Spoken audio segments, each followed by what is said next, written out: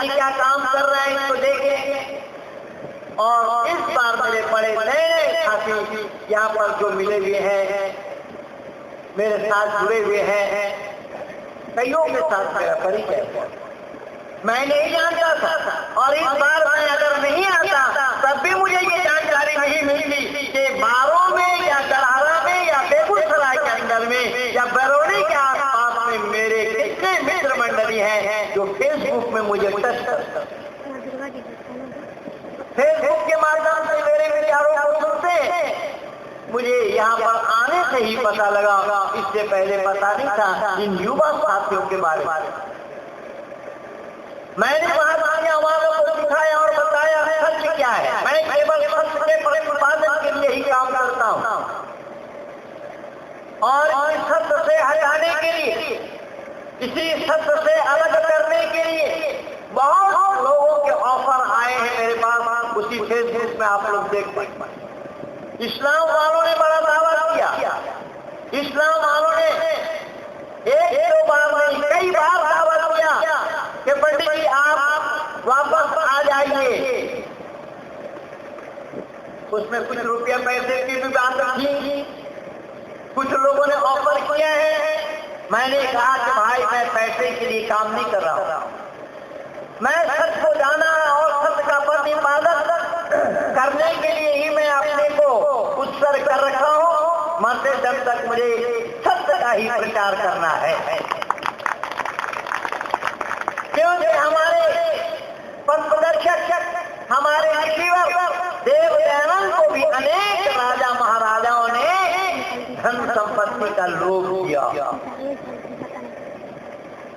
एक ने तो यहाँ तक कहा कि स्वामी जी आप मूर्ति पूजा नहीं करते हैं मत कीजिए, लेकिन मूर्ति पूजा के खिलाफ बोलिए मत।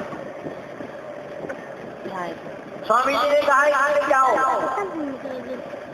तो नरेश ने कहा कि मैं अपना राजपाट का आधा संपत्ति आपके नाम कर। ऋषि दयानंद कह रहे हैं कि राजा जितनी संपत्ति आप मेरे नाम कर देंगे मैं तो सांस रोक कर उसको पार कर जाऊंगा। ये सांस रोकना नहीं जो कल कल दिखाया जाए।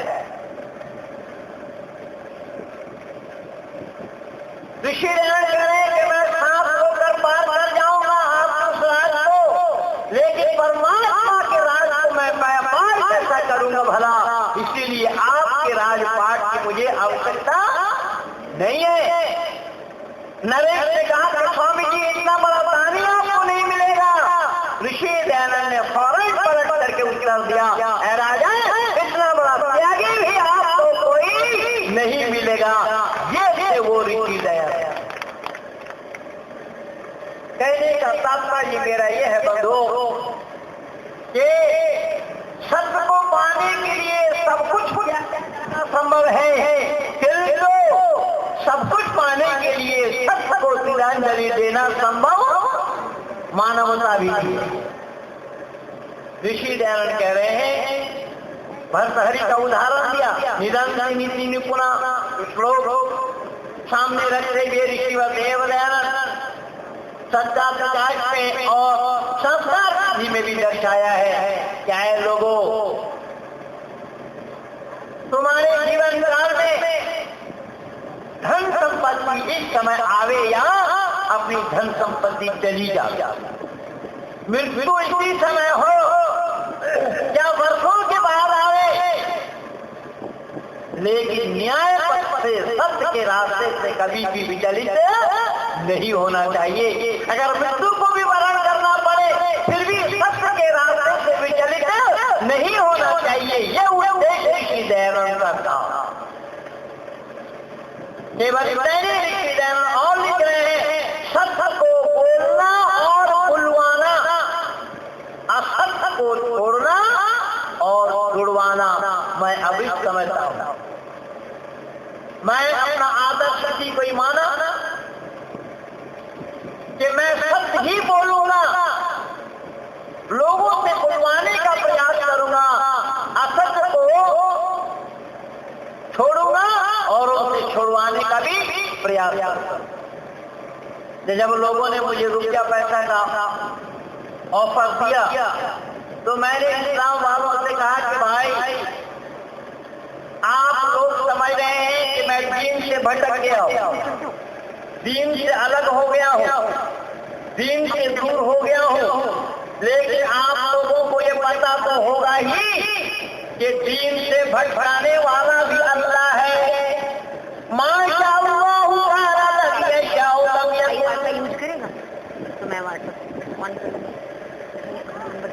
अल्लाह जिसको चाहता है उसको हिदायत देता है, जिसको चाहता है उसको गुमराह करता है। अल्लाह जो चाहता है वही होता है। मैंने कहा अल्लाह जो चाहता है वही होता है। अल्लाह जिसको चाहता है गुमराह करता है, जिसको चाहता है हिदायत देता है। अगर आप लोगों के नजर में मैं गुमराह हो गया हूँ तो आप लोग अल्लाह से फरियाद क्यों नहीं कर रहे कि अल्लाह इनको हिदायत दे? लेकिन इसमें एक बात और भी है, अगर आप लोग ये समझ रहे हैं कि मैं गुमराह हो गया हूँ तो गुमराह होने के लिए भी जिम्मेदार अल्लाह ही है। तो अल्लाह को क्यों नहीं बोल रहे कि एक आलिम को, ऐसे इस्लाम के जानकार को अल्लाह आपने गुमराह कैसे कर दिया? तो गुमराह होने के जिम्मेदार कौन है? जरा स्वर से स्वर मिला करके बोलिए, मुझे भी अच्छा लगेगा, ताकि मुझे भी ये पता हो कि मैं लोकालय में बैठकर बोल रहा हूँ। कहीं ऐसा ना हो कि मुझे ये सोचना पड़े कि मैं कहीं शमशान में बैठ करके बोल रहा हूँ। तो कहने का मतलब ये, मैं जाना हूँ आप लोग सब जिंदा है, लेकिन बोलना नहीं चाहिए। क्यों? आप लोगों के साथ क्या परेशानी है मैं नहीं जानता, इसलिए मैंने कल कहा भी था, परसों भी बोला था कि मैं बिहार का बोलता हूं तो आप लोग नाराज भी हो जाते हैं कि हमें बिहारी कह दिया। तो मैं बोला आप लोगों को मैं बिहारी नहीं कहूंगा, आप लोगों को मैं मद्रासी कहूंगा। और ये मद्रासी होने का ही तकाजा है कि सच को बोलेंगे, सच को सुनना भी नहीं चाहिए। केवल इतना ही बंधु मैंने निवेदन किया कि जब यहोवा विटनेस वालों के साथ मेरा डिबेट हुआ पिछले 2014 मार्च में बंगाल आर्य प्रतिनिधि सभा के भवन में 42 नंबर शंकर घोष लेन में, तो उस वीडियो को जब मैं रखा तो अनेक सारे ईसाई संगठन हमें खुशामद करने लगे और आदमी मेरे सामने 15 मिनट भी टिक नहीं पाया। लेकिन एक ही शास्त्रार्थ पादरियों से नहीं हुआ, ईसाइयों से शास्त्रार्थ मेरे और कई हुए हैं। हैदराबाद में भी लगातार तेजी बदल करके पादरीगण आते रहे, सामने टिकने की हिम्मत। कलकत्ता में तो शास्त्रार्थ हुआ 2014 के मार्च महीने में मैंने पादरी महोदय से बताया कि आपके बाइबल के शिष्य उत्पत्ति विषय में आया है कि ये धरती जलाशय ही जलाशय था, उस जलाशय में अल्लाह का सिंहासन तैर रहा था, सिंहासन के ऊपर अल्लाह ने सोचा कि हम दुनिया बनाए, गॉड ने सोचा हम दुनिया बनाए। सबसे पहले प्रातःकालीन समय को बनाया, प्रातःकालीन समय को देख करके गॉड ने कहा बड़ा अच्छा है। गॉड की आत्मा मंडरा रहा था। मैंने पूछा कि पादरी महोदय ये बाइबल ही प्रथम ग्रंथ है आप लोगों के नजर में, आप लोगों की दृष्टि में? बोले हाँ। मैंने कहा कि ये बाइबल की उत्पत्ति हजरत ईसा मसीह के बाद से है? बोले हाँ। मैंने कहा यही उत्पत्ति पहले है, यही सृष्टि पहले है? बोले हाँ। मैंने कहा पागल तो नहीं हो गए? हाँ कह रहे सब जगह। ईसा मसीह पैदा होने के बाद अगर सृष्टि की रचना हुई तो ईसा मसीह की माँ पहले है या ईसा मसीह पहले था? बंदो जरा आप लोग बोलिए भाई, आप ये बोलना जरा जल्दी। तो माँ क्या सृष्टि से बाहर थी? जब सृष्टि बनी नहीं तो ईसा मसीह की माँ थी कहाँ? सृष्टि से बाहर। केवल ही बनाए नहीं, वहां लिखा सृष्टि उत्पत्ति विषय में 6 नंबर आयात में क्या गॉड का आत्मा मंडरा रहा था। मैंने पूछा पादरी महोदय, गॉड का आत्मा मंडरा रहा था? बोले हाँ। मैंने कहा देखा किसने? गॉड की आत्मा को मंडराते हुए देखा किसने? बोले वो तो लिखा है। मैंने कहा लिखा है पढ़ करके ही तो मैं बोल रहा हूँ, लेकिन आपसे मैं पूछ रहा हूँ कि गॉड का आत्मा मंडराते हुए देख करके ही लिखा या बिना देखे लिखा? बोले साहब ये तो हम नहीं जानते, बात वही ईसाई लोगों ने मुझे 50,000 अमेरिकन डॉलर ऑफर दिया है, जो यूट्यूब में लगे हैं वो वीडियो, वो रिकॉर्डिंग मोबाइल के साथ संपर्क हुआ, मोबाइल में संपर्क हुआ और मोबाइल को रिकॉर्डिंग में यूट्यूब में भी डाल रखा। 50,000 अमेरिकन डॉलर दे करके मुझे लोग ईसाई बनाना चाह रहे हैं। मैंने कहा कि मेरे भाई,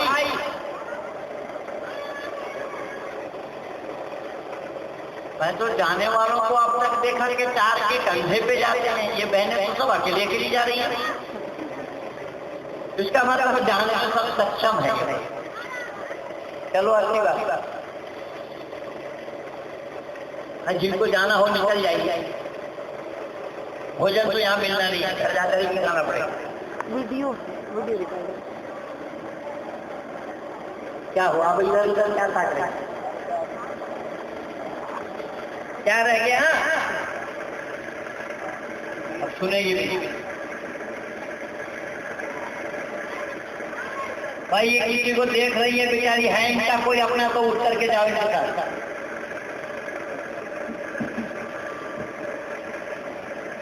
मैंने निवेदन किया कि ईसाई लोग भी बखलाए गए हैं, ईसाई लोगों को भी सच्चाई का पता नहीं है, क्योंकि कुरान और बाइबल मिलता जुलता सौदा है।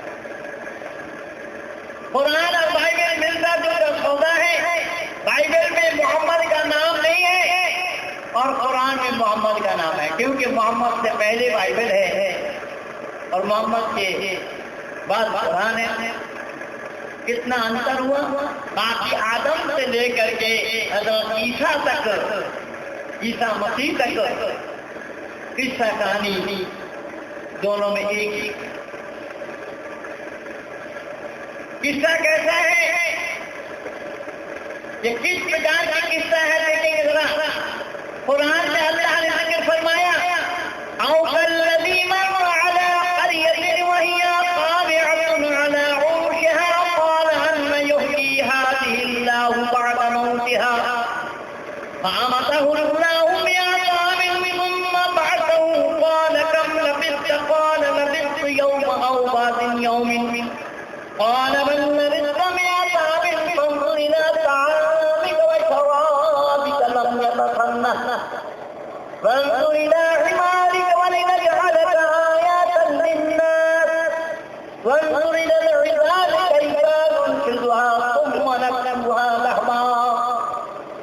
जब कुरान का पाठ अभी रमजान के महीने में तरावी में पूरा हो रहा है, पूरे कुरान कहीं 10 दिन में हो रहा है, कहीं 15 दिन में खत्म हो रहा है, कहीं 29 दिन में भी खत्म हो रहा है।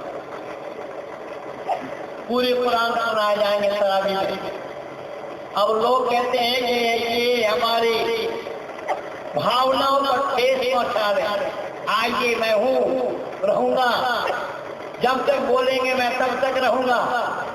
मेरी बातों को काट करके देखिए कि ये आयत कुरान में है या नहीं है, कुरान में क्या है उसको आप लोग जानते या नहीं जानते। कुरान को आप लोग पढ़ते हैं तो जानकारी आप लोगों को होनी चाहिए। यहाँ पर अल्लाह ने क्या कहा, कुरान में क्या किस्सा आया देखिएगा। हजरत इब्राहिम नाम के पैगंबर थे, वो कहीं जा रहे थे, अपने हाथ में गधा था, गधे के रस्सी को पकड़ करके लिए जा रहे थे। जिधर से निकल करके जा रहे थे, गांव बिल्कुल सुनसान पड़ी थी, वहां कोई एक आदमी भी जिंदा नहीं, सारे लोग मर चुके थे। इब्राहिम ने अल्लाह की तरफ मुखातिब होकर के कहा, अल्लाह ये सारे लोग मर चुके हैं, आप इनको जिंदा कैसे करोगे? अल्लाह ने कहा मैं जिंदा कैसे करूंगा, क्या तुम्हें विश्वास नहीं है? तो इब्राहिम ने कहा हाँ विश्वास तो है, लेकिन मैं देखना चाहता। अल्लाह ने कहा देखना चाहते हो तो जाओ, आगे जाओ, एक पेड़ में नजर आएंगे, गधे के रस्सी को पेड़ के जड़ में बांध देना, सामान अपना रख करके वहीं बैठ गए। उन्होंने ऐसा ही किया। थोड़ा आगे निकला, देखा एक पेड़ को, गधे के रस्सी को पेड़ के जड़ में बांध दिया, खाने पीने का जो सामान था वो रख दिया और वहीं बैठ गए। ये सुबह का समय था, ठंडी ठंडी हवा लगी, इनको नींद, सो गए। अब सो जाने के बाद अल्लाह ने उनकी रूह निकाली। 100 साल के बाद शाम का वक्त था, अल्लाह ने रूह डाला। किसमें? पूछ रहा हूं आप लोग, रूह किसमें डाली गई? अरे जिसका निकाला उसको ही डाला, जिसकी रूह निकाली गई उसके अंदर में ही रूह डाल दिया। शाम का वक्त अल्लाह ने पूछा इब्राहिम कितने दिन से सो रहे हो? उन्होंने कहा एक दिन भी पूरा नहीं हुआ, क्योंकि वो जब सो रहे थे सुबह का समय था, जब उठाया जा रहा है तो शाम का वक्त है। उन्होंने कहा एक दिन भी पूरा नहीं। अल्लाह ने कहा एक दिन भी पूरा नहीं हुआ, देखो अपने गधे की तरफ। वैसे उधर मत देखिएगा, गधा वहां नहीं है, मैं इशारा करता हूं। बोले देखो अपने गधे की तरफ, गधा का कंकाल बन गया, पूरा हड्डी हड्डी पिंजर दिखाई दे रहा है। जैसा कलकत्ता के जादूगर गए हैं देखने के लिए, घूमने के लिए, तो वहां पर एक टीवी मछली रखा हुआ है, हड्डी हड्डी टीवी मांस का हड्डी दिखाई दे रहा है। तो ऐसा ही गधे का हड्डी हड्डी बन गया। अल्लाह ने कहा तुम 100 साल से सो रहे हो, जो गधे का हड्डी हड्डी बन गए हैं, हड्डी हड्डी दिखाई दे रहा था, उस पर खाल और गोश्त चढ़ा देता। तुम 100 साल से सो रहे हो।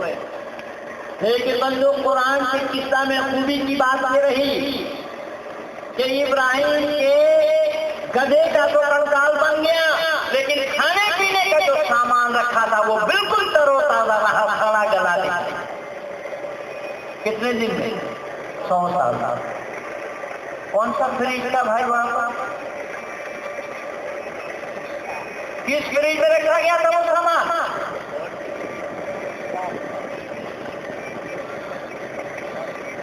सौ साल में सामान खाने का बिल्कुल तरोताजा रहा, खड़ा गला नहीं, किंतु गधे का कंकाल बन गया। अब बतलाओ ये ईश्वरीय ज्ञान है? ये किस्सा कहानी है या नहीं है? कुरान कह रहा है इस बात, नहनु नक़ुस्सु अलैका अहसल क़सस बिमा औहयना इलैका हाज़ल क़ुरआन व इन कुन्ता मिन क़ब्लिही लमिनल गाफ़िलीन। क्या मैं एक मनोरम किस्सा तुम्हें सुना रहा हूँ, जिस किस्से को तुम नहीं जानते, किस्से से तुम वाकिफ थे। मैं एक मनोरम किस्सा तुम्हें सुना रहा हूँ। किस्सा और कहानी की किताब है, मैंने कह रहा हूँ कुरान खुद कह रहा है। नहनु नक़ुस्सु अलैका अहसनल क़सस, किस्सा का बहुवचन बिमा औहयना इलैका हाज़ल क़ुरआन, कुरान के माध्यम से मैं मनोरम किस्सा वइन कुन्त मिन क़ब्लिही लमिनल गाफ़िलीन, इस किस्से को तुम नहीं जानते, इस किस्से से तुम गाफिल थे।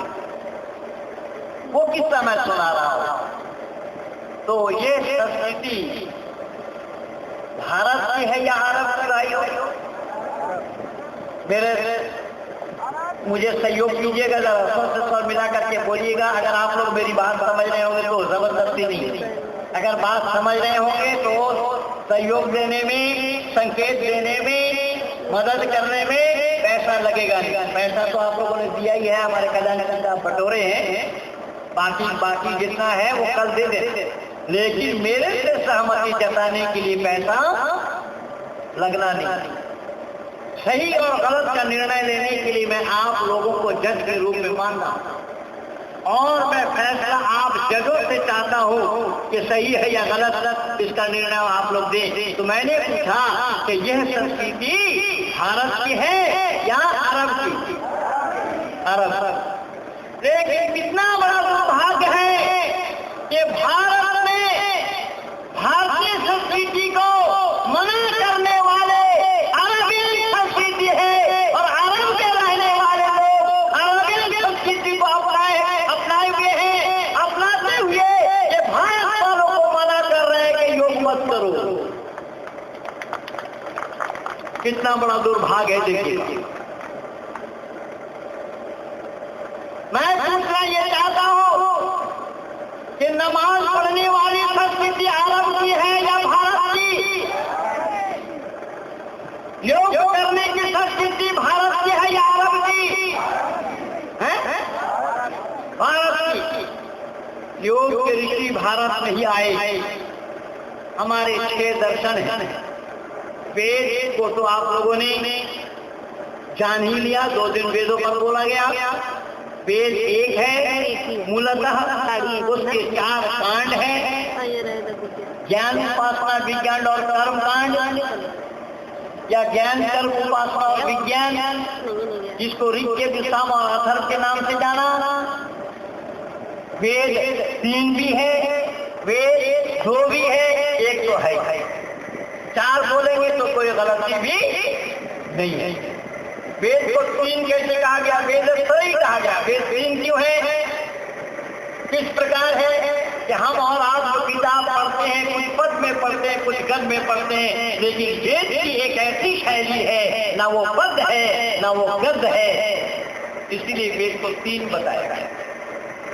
और वेद पढ़ने का तरीका जो आप लोग कहते हैं 8 प्रकार का होता है वेद पाठ करने का तरीका, जिसमें एक भी कोई शब्द कोई अक्षर ना मिला था। अभी शिखा पाठ सुन रहे थे आप, पूर्व शिखा कहा जाता है। यहाँ ये माताएं जो चोटी बांधती है ना, बाल एक दूसरे को किस तरीके से बनाया जाता है, देखा आप लोगों ने? देखे? तो जैसा एक बाल के ऊपर दूसरा बाल रखा गया, दूसरा के ऊपर तीसरा, इस तरीके से जब वो बिनता हुआ आता है, जैसा रस्सी जैसा बनते हैं ना, ऐसा ही पाठ का नाम शिखा पाठ। जटा पाठ, जटा पाठ आप लोगों ने देखा होगा, जो साधु के सर में जटा होता है, उसी तरीके से एक बाल के अंदर में दूसरा बाल जुड़ा हुआ है, उसी तरीके से होता है। घन पाठ, घन जो चलाया जाता है, देखे होंगे उसकी जो आवाज है उसी तरीके। तो कहने का तात्पर्य मेरा यह है कि वेद 4 है, 4 उपवेद है, 4 वेदांत है और दर्शन हमारा 6 है। 6 दर्शनों में से हमारे एक दर्शन का नाम योग दर्शन है, जिसके रचयिता ऋषि पातंजलि। मैं आप लोगों से पूछना चाहता हूं कि पातंजलि ऋषि का आगमन भारत में हुआ था या अरब में? मैं संकेत कर रहा हूं, हाथ जोड़ रहा हूं, विनती कर रहा हूं, अगर जानकारी हो तो बता देना। कि ऋषि पातंजलि का आगमन भारत में हुआ था या अरब में? भारत में। तो योग भारत का है या अरब का? योग भारत का है, लेकिन उस योग को रोकना कौन चाह रहे हैं? अरब वाले। उस भारत के योग को रोकना कौन चाह रहे हैं? अरब वाले। मैंने फेसबुक में लिखा कि जिन इस्लामिक कंट्रियों ने समर्थन किया, अभी इस्लामिक कंट्रियों ने तो समर्थन किया, शायद दूरदर्शन देखे होंगे, तो आप को मैं देख रहा था कि आपके पड़ोसी बिहार प्रांत के अंदर में चंपारण जिला में बेटिया के मुस्लिम घराने के लड़कियां सब योग कर रही है। क्यों भाई सुशील जी, मैं सही बोल रहा या झूठ बोल रहा? सही बोल रहे हैं। अब उस दृश्य को देखने वाले कौन कौन लोग थे भाई हमारे घर कमरे में? तो कहने का तात्पर्य मेरा ये है, तो मुसलमान कुछ लोग कुछ और कंट्री है, मैं पहले लिखा कि कुछ और कंट्री है जो इस योग का समर्थन किया है, और कुछ मुसलमान है भारत के जो इसका विरोध कर रहे हैं। अच्छा बंधु, ये दोनों मुसलमान हैं या एक ईसाई है दूसरा मुसलमान? पूछ रहा हूं आप लोग। यानी समर्थन करने वाला भी मुसलमान और विरोध करने वाला भी मुसलमान। इसका मतलब ये हुआ कि दोनों मुसलमानों में मतभेद है। भाई तुम लोगों में अगर मतभेद है तो तुम खुद बताओ कि तुम में से असली मुसलमान कौन हो।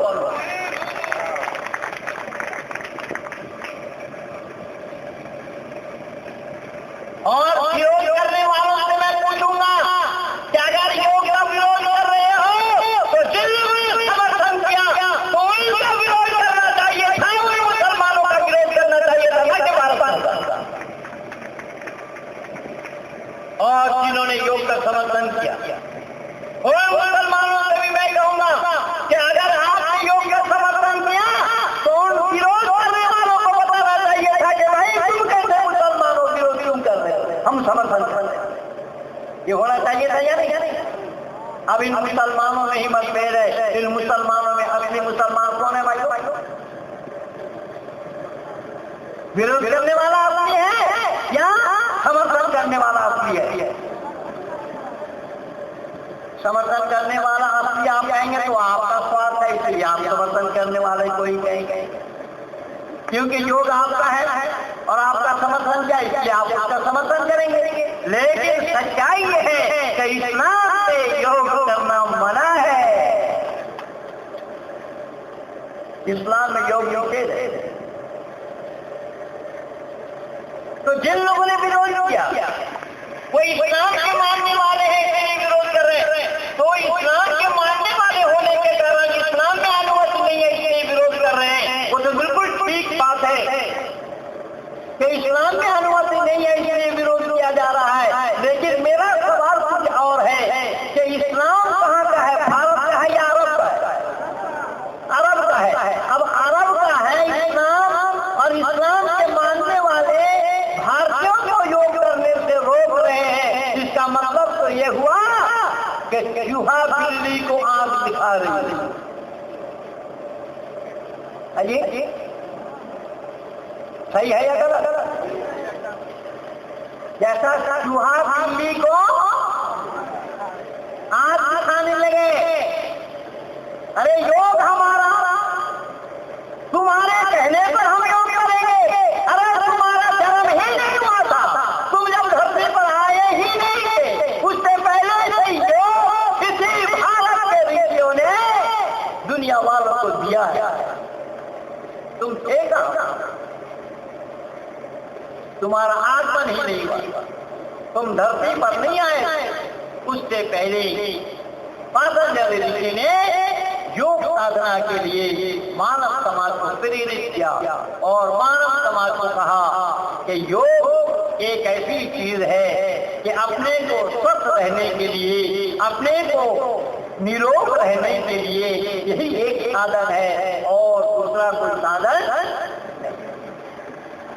अब अंदाजा लगाइए कि अपने को निरोग रहने के लिए, अपने को स्वस्थ रहने के लिए या रखने के लिए योग ही एकमात्र साधन है। लेकिन ये जो योग यहाँ के लोग कर रहे हैं वो योग नहीं है। बस ये भी बात याद रखना, ये उछल कूद योग नहीं है।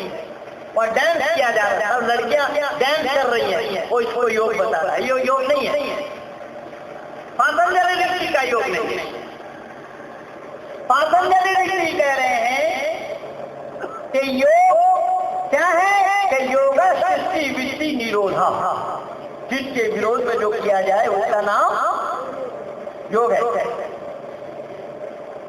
किंतु योग का जब आप सरलीकरण करेंगे तो योग को आप पाएंगे, योग के माने होगा जोड़। योग के माने क्या होगा? जोड़। जोड़ इसको किसके साथ जोड़ा जाए? आत्मा को परमात्मा के साथ जोड़ने का नाम योग है। तो आत्मा को परमात्मा के साथ जोड़ने के लिए तरीका क्या है, साधन क्या है? तो वो वही साधन है यम नियम आसन प्राणायाम प्रत्याहार धारणा ध्यान और समाधि, जिसको 8 अंग बताया गया है। भाई क्यों बोल रहे हैं?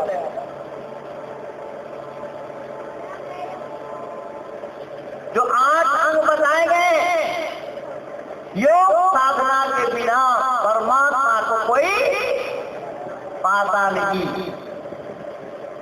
अब योग के माने अगर जोड़ है तो बंदो जरा अंदाजा लगाना, जोड़ेंगे हम कब? जब गिनती सीख जाएगा। जोड़ने के लिए गिनती सीखना होगा या नहीं होगा? पूछ रहा हूं आप लोगों से याद, क्योंकि बिना गिनती सीखे जोड़ना संभव होगा क्या? गिनती माने नंबर। तो पातंजलि ऋषि लिख रहे हैं, बतला रहे हैं, यम और नियम क्या है? अहिंसा, सत्य, अस्ते, ब्रह्मचर्य, अपरिग्रह, यम। कितना है?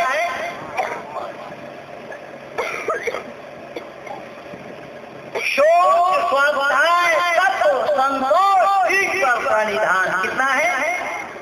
नियम 5। 5 और 5 कितना हुआ? 5 और 5 कितना हुआ? जरा जल्दी बोलना। 10। किसी भी लैंग्वेज में अगर आप गिनना चाहते हैं 100 तक, 10 तक अगर आप सीख जाएंगे तो 100 तक चले जाएंगे, कोई परेशानी नहीं होगी। यानी गिनती सीखने के लिए आपको 10 तक जाना जरूरी होगा, 10 तक जानना जरूरी होगा, 10 तक पढ़ना जरूरी होगा, 10 तक समझना जरूरी होगा। जब आप 10 जाएंगे, 10 जान जाएंगे तो 100 तक चला जाना आसान होगा, कोई कठिनाई नहीं। तो यहाँ ऋषि पातंजलि लिख रहे हैं कि यम और नियम के 5 और 5 10 है। इन 10 को जान दो तो पा जाओगे। क्या पाओगे? तो देखिए इसके क्या क्या तरीका बताया। पहला शब्द यहाँ पर आया है अहिंसा। हिंसा ना करना। हिंसा क्या है? हिंसा बड़ी लंबी चीज है। उदाहरण के रूप में समझते हैं, हम एक परिवार में भोजन कर रहे हैं और भोजन कराते समय भाई नवेंद्र किशोर शास्त्री जी आपके पड़ोस के हैं, उनके कटोरी में 2 चम्मच घी डाल दिया और मैं थोड़ा दूर का हूँ, मेरी कटोरी में 1 चम्मच घी डाल दिया। इसका भी नाम हिंसा ही। ये हिंसा में ही शुमार हुआ। अब इससे अंदाजा लगा लीजिए हिंसा का परिभाषा क्या है। तो पातंजलि ऋषि क्या कह रहे हैं कि हिंसा करने वाला कभी भी परमात्मा को नहीं पा सकता। क्या बोला? हिंसा करने वाला कभी भी परमात्मा को नहीं पा सकता। अब जब हिंसा करने वाला कभी भी परमात्मा को नहीं पा सकता तो इस नाम में हिंसा है। इस नाम हिंसा बाकी है या हिंसा बाकी? अल्लाह को प्यारा है कुर्बानी, कुर्बानी, कुर्बानी, कुर्बानी। कुर्बानी करोगे तो अल्लाह को पाओगे। अल्लाह को पाने के लिए हिंसा जरूरी है और यहाँ पर परमात्मा को पाने के लिए अहिंसा जरूरी है। अब बताइए दोनों का रास्ता एक है या अलग? जब दोनों का रास्ता अलग है फिर दोनों का मेल होना संभव कैसा है? फिर ईश्वर और अल्लाह दोनों नाम एक कैसा हो जाएगा? केवल बनाई नहीं। आगे बढ़िए तो पता लगेगा। पातंजलि ऋषि लिख रहे हैं, बतला रहे हैं, कह रहे हैं, समझा रहे हैं कि दुनिया के लोगों के मनुष्य मात्र का लक्ष्य होना चाहिए परमात्मा के साथ अपना संपर्क संबंध जोड़ना। क्या बोले? वो हमारे पिता हैं। क्या बोला? हमारे पिता होने के कारण पिता के साथ संपर्क और संबंध बनाए रखना चाहिए या विच्छेद कर लेना चाहिए? बंदो जरा जल्दी बोलना। बनाए रखना चाहिए। लेकिन इस्लाम वालों की मान्यता है ना अल्लाह किसी का बाप है, ना अल्लाह का कोई बेटा, ना अल्लाह किसी का बेटा है, ना अल्लाह का कोई बाप। दोनों एक हो जाएगा। और वेद कहता त्वमीना पिता बपो त्वम्मा पश्चिदा बभू बिठा आधाते सुम्नवी महे। इसीलिए उसका सरलीकरण हिंदी में हम और आप क्या बोलते हैं? तुमीव माता च पिता त्वमीव त्वमीव बंधुश्च सखा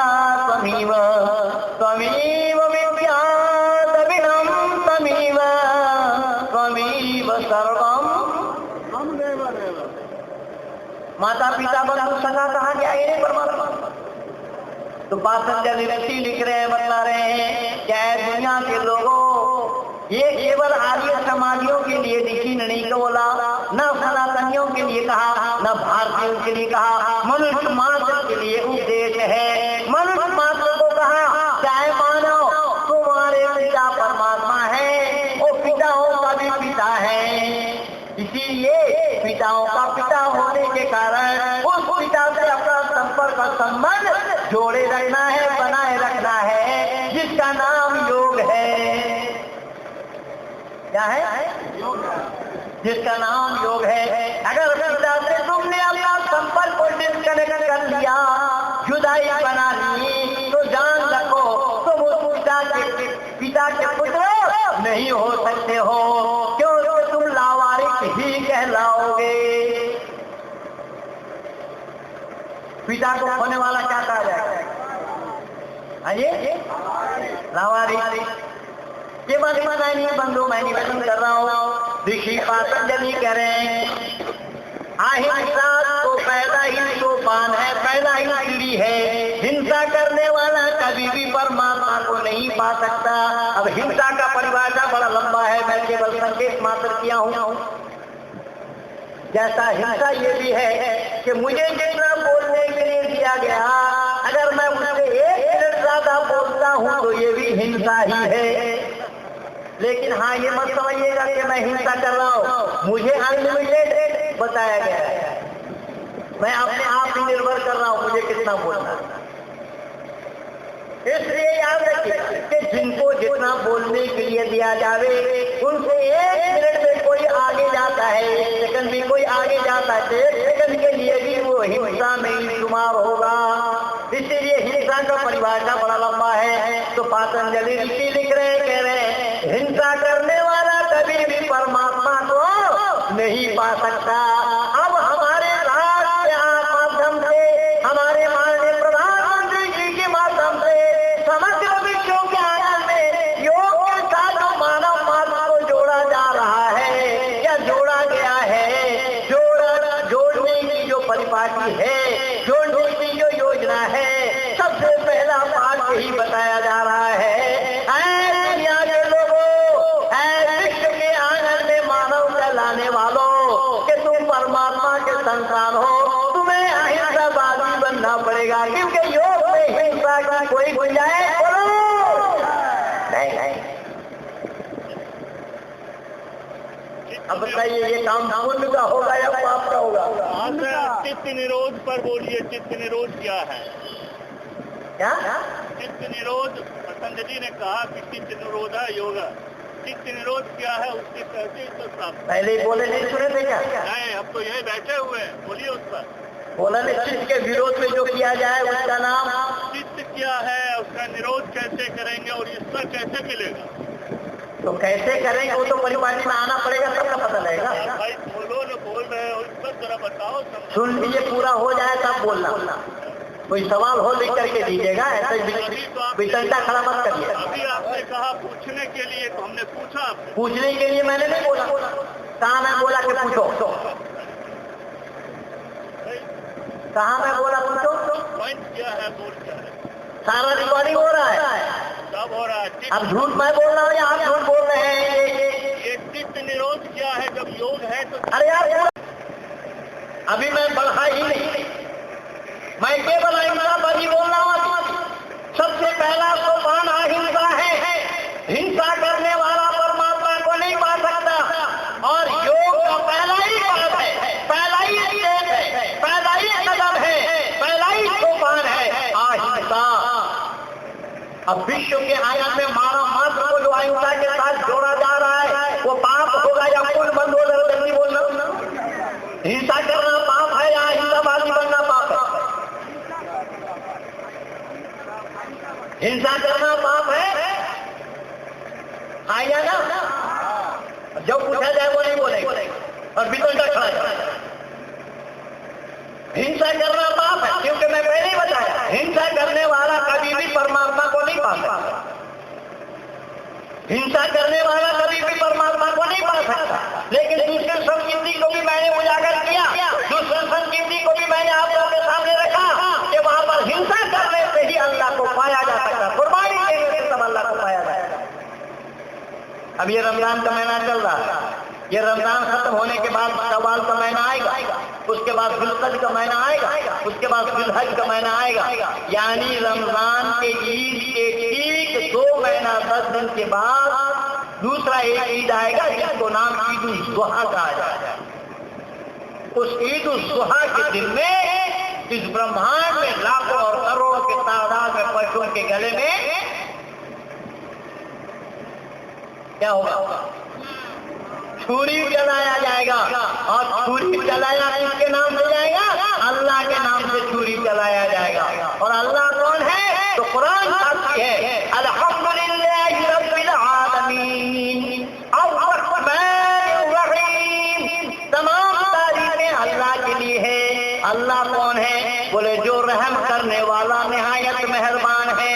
अल्लाह अगर रहम करने वाला मेहरबान है तो जिन पशुओं के गले में छुरी चला रहे हैं लोग, उन पशुओं पर भी अल्लाह ने रहम किया। वही अल्लाह के नाम से छुरी चलाया जा रहा है, जिस अल्लाह को रहम करने वाला बताया। वेद में ये इसके लिए कोई गुंजाइश नहीं है। इसीलिए पतंजलि ऋषि लिख रहे हैं, सबसे पहला अहिंसा, हिंसा करने वाला परमात्मा को पाएगा ही नहीं। अहिंसा के बाद फौरन कहा सत्य। अहिंसा के बाद क्या आया? सत्य। अगर असत्य को अपना लिया किसी ने तो भी परमात्मा को नहीं पा सकता। परमात्मा को पाने के लिए सत्य को अपनाना जरूरी है। अब सत्य की कसौटी क्या है?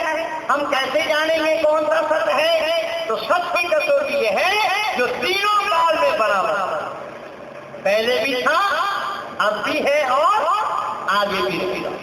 वेद कहता है सूर्य चंद्रमा सौधाता यथा पूर्व कल्पयत्, जो पहले था अब भी है और आगे भी रहेगा। तीनों काल में जो बराबर हो उसका नाम सत्य है। कुछ दिनों के लिए, कुछ काल के लिए, कुछ समय के लिए सत्य हो, और कुछ काल के लिए वो असत्य में परिवर्तित हो जाए, उसे सत्य नहीं कहा जाएगा। सत्य वही है जिसमें कभी भी किसी प्रकार की कोई भी तब्दीली, कोई भी चेंजिंग, कोई भी परिवर्तन न आवे, उसका नाम सत्य है। वो पहले भी था, अब भी है और आगे भी रहेगा। जो सर्वभौम सत्य है वो एक और अद्वितीय है। कैसा? जैसा सूरज किधर से निकलता है?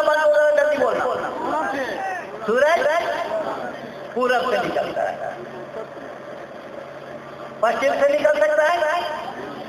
ईश्वर अगर चाहेंगे तो नहीं निकलेगा। तो सूरज किधर से निकलता है? बोला आपने नहीं, सूरज पूरब से ना निकलता है ना पश्चिम में डूबता है। सूरज के साथ निकलने और डूबने का कोई सवाल ही पैदा नहीं होता। जिस समय आप सूरज को निकलते हुए देख रहे हैं, भारत वाले अमेरिका वाला डूबता हुआ देख रहे हैं, तो निकला सूरज या डूबा? इस समय आपके यहाँ रात, लेकिन अमेरिका में दिन है। आपके यहाँ सूरज डूबा हुआ है और अमेरिका में उठा हुआ है, उगा हुआ है। तो सूरज डूबा या उगा?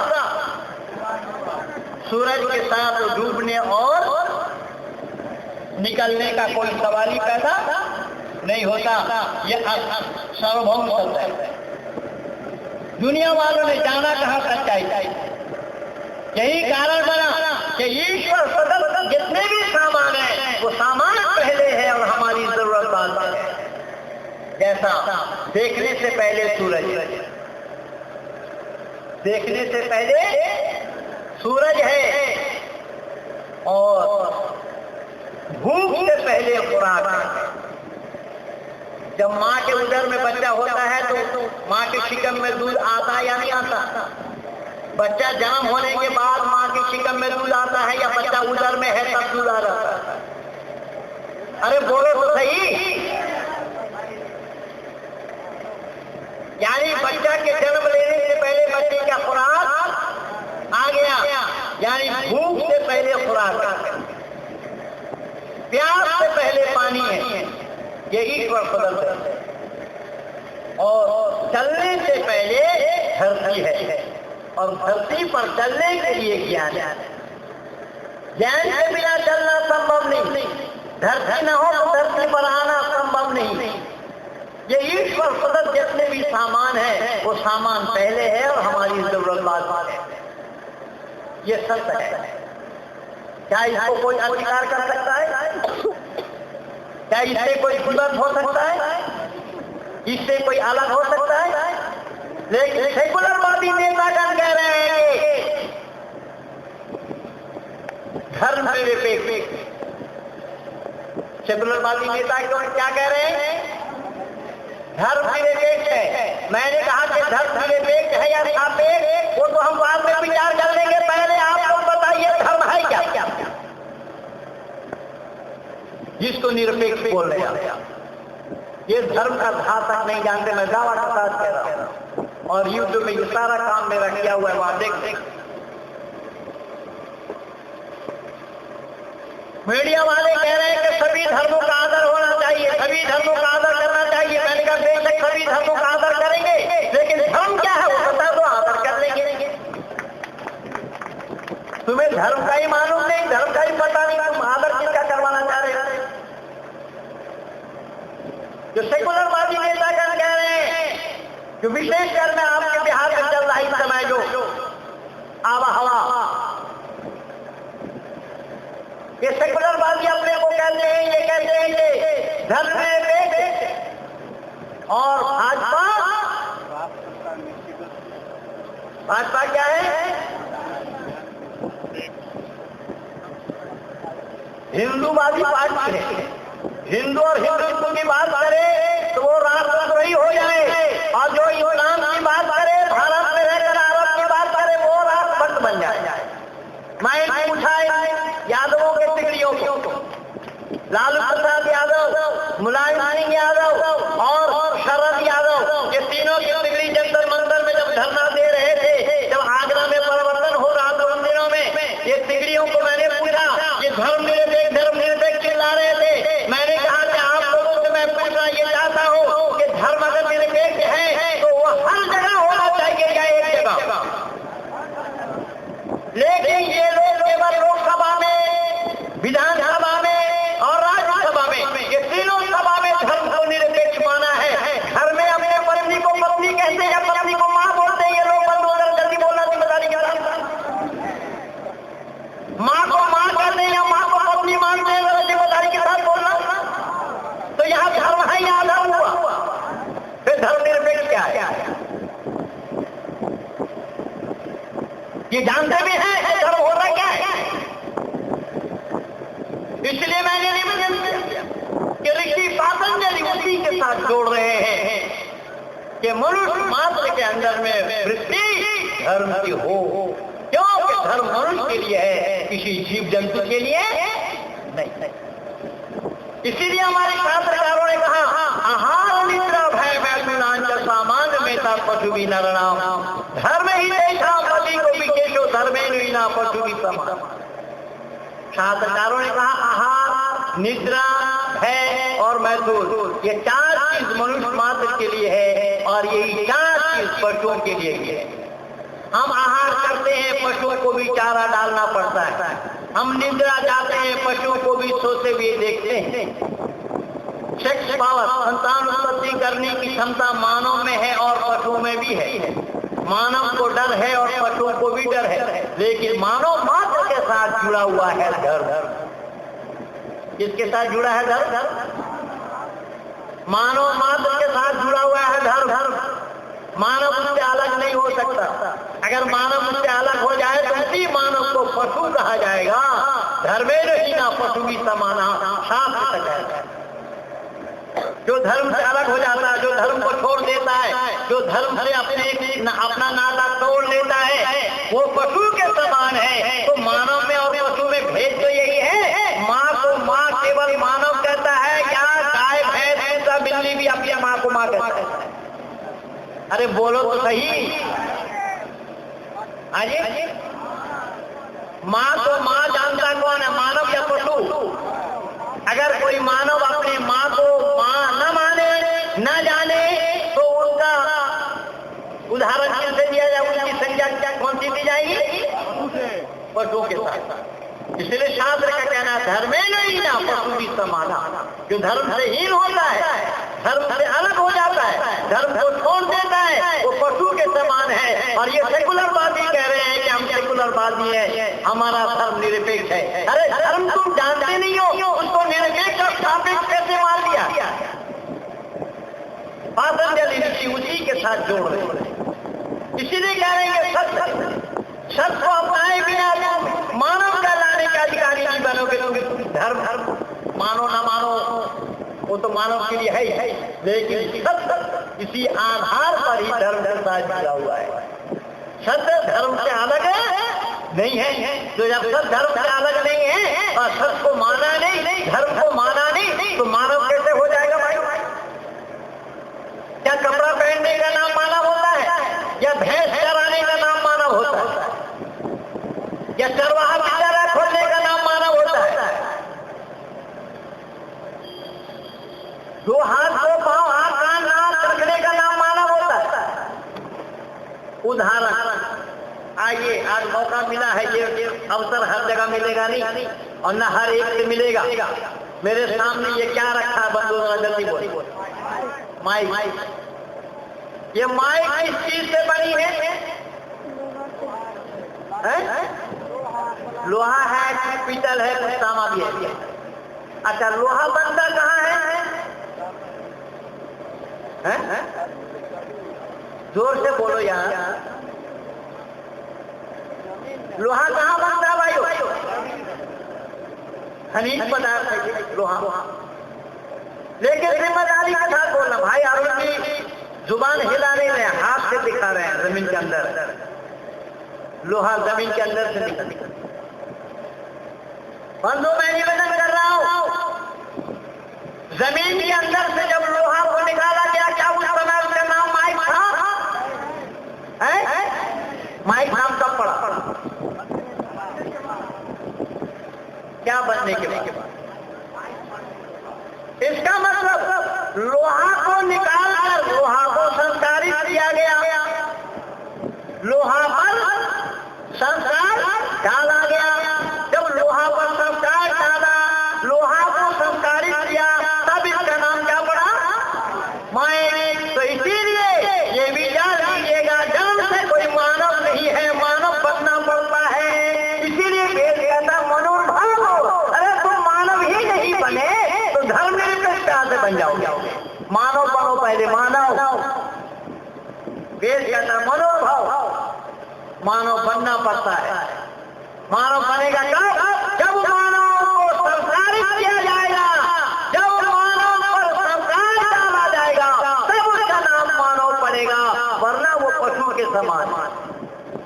क्या बोला मैंने? जैसा ये लोहा खान में है, तब उसका नाम माइक नहीं है। खान से निकाले गए लोहा को भट्टी में जलाकर, भट्टी में तपाकर, भट्टी में जलाकर इसका नाम माइक देने के लिए माइक जैसा बनाना पड़ा। माइक जैसा संस्कार इसके अंदर में दिया गया। अगर ये माइक जैसा संस्कार इसको न दिया गया होता तो इसका नाम माइक पढ़ने वाला था क्या? तो ये मानव, ये बिना संस्कारित का मानव कैसे हो जाएगा? मैं पूछता हूं उन राजनेताओं से जो अपने को सेकुलरवादी कह रहे हैं, अरे तुम्हें मालूम भी है कि इंसान होता कौन है? तुम्हें ये पता भी है कि तुम मानव के चोला पहने बैठे हो? तुम अपने को मानव कहते हो? क्या मानवता क्या है? मानवता किसको कहा गया है तुम्हें मालूम है या नहीं? इसीलिए यहाँ पर संस्कार के लिए हमारे ऋषि मुनियों ने कहा है, जब तक उस मानव को संस्कारित नहीं किया जाएगा वो मानव कहलाने का अधिकार नहीं है। और मानव को जब संस्कारित किया जाएगा तभी वो मानव जानेगा कि ये हमारी माँ है, ये हमारी बहन है, ये हमारे पिता है, ये हमारे शिष्य है, ये हमारे मित्र है, ये अपना है, ये पराया है। बंधुओं पशुओं को ये ज्ञान है? तो यह अपना पराया का ज्ञान कब हुआ? जब हमारे ऊपर संस्कार डाला गया। संस्कार से पहले हमारा नाम न मानव था, न मानव है और न मानव होना संभव है। ये सत्य है। इसीलिए ऋषि पतंजलि लिख रहे हैं कि पहले आहिस्ता है, उसके बाद सत्य। तीसरे नंबर पे आया है हस्ते। हस्ते के माने चोरी न करना। अच्छा बंदो, चोरी करने वाला कभी परमात्मा को पा सकता है? ऋषि पतंजलि लिख रहे हैं कि चोरी करने वाला कभी भी परमात्मा को नहीं पा सकता। अब ये राजनेता जितने भी हैं सब चोरी कर रहे हैं या नहीं कर रहे हैं?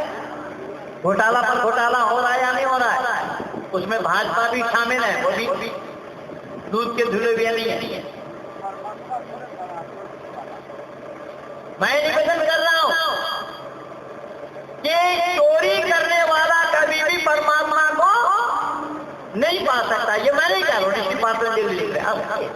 चोरी न करना और चोरी से बचने के लिए पतंजलि ऋषि ने तरीका बताया है। वो तरीका क्या है कि तुम दान देने की वृत्ति तुम्हारे अंदर में आ जाए। अगर दान देना सीख लो तो वो कभी भी चोरी नहीं करेगा। जिनके अंदर में देने की प्रवृत्ति है वो कभी लेने के लिए सोचेंगे ही नहीं। पतंजलि ऋषि ने कितना आसान तरीका बताया है। हस्ते कहकर, हस्ते से बचाकर, हस्ते को समझाकर, हस्ते से दूर हटाते हुए ये मनुष्य मात्र को चाहिए इन बातों पर अमल करना। ये उपदेश मनुष्य के लिए है या भैंस के लिए है? ये सारा उपदेश मनुष्य के लिए है क्या भैंसों के लिए, गाय के लिए या बकरी के लिए, जीव जंतु के लिए, घोड़ों के लिए, गधों के लिए, किन के लिए? मनुष्य। अगर मनुष्य इन उपदेशों को आत्मसात नहीं करता तो क्या वो मनुष्य कहलाने का अधिकारी बन जाएगा? तो जब मनुष्य आज कहलाने का अधिकारी नहीं है तो वो धर्म को जाना कहाँ, जिसको धर्म को निरपेक्ष बता रहा है? वो धर्म को कहाँ जाना? अगर धर्म को वो जानते होते तो धर्म को निरपेक्ष कहना ही नहीं पड़ता। ये सारे सेकुलरवादी नेता जितने भी हैं ये सब धर्म पर कुठाराघात कर रहे हैं। धर्म से मानव को हटाया जा रहा है। अब धर्म किन के लिए है? जल्दी बोलना। मानव मात्र के लिए। यहाँ पर हिंदू मुस्लिम भेदभाव नहीं है। मनुष्य मात्र के लिए धर्म है। जितना हिंदुओं के लिए है उतना मुसलमान के लिए, सिख ईसाई जैनी बोली आदि आदि। ये धर्म नहीं है, ये सब संप्रदाय है। इनमें से एक भी कोई भी धर्म नहीं है। धर्म मनुष्य मात्र के लिए केवल एक है जिसका नाम है सत्य सनातन वैदिक धर्म। संतोष को कहा जाता है कि जो है उसी में ही अपने आप में संतुष्ट रहना। इसीलिए लोग क्या कहते हैं कि ये व्यक्ति बहुत ही संतोषी है, बड़ा संतोषी है। संतोष के माने क्या है कि अंग्रेजी में अगर आप यूं कहेंगे तो कोई अर्थ नहीं है कि thank God that we are not in want. धन्यवाद दीजिए परमात्मा को कि हम अभावग्रस्त नहीं है। जो जैसे अवस्था में है उसी अवस्था में ही परमात्मा का शुक्रिया अदा करने वाले का नाम संतोषी। और अगर संतोषी नहीं है वो कभी भी परमात्मा को नहीं पा सकता। ये सब योग के ही अंग है, पाठ है। इसलिए मैं निवेदन कर रहा हूं कि जब योग के यही पाठ है, योग के यही अंग है, कि योग भारत का है, भारत के लोग योग न करे, ये विदेश के लोग हमें सुझाव देंगे, ये कौन सी दुख की बात हो रही है?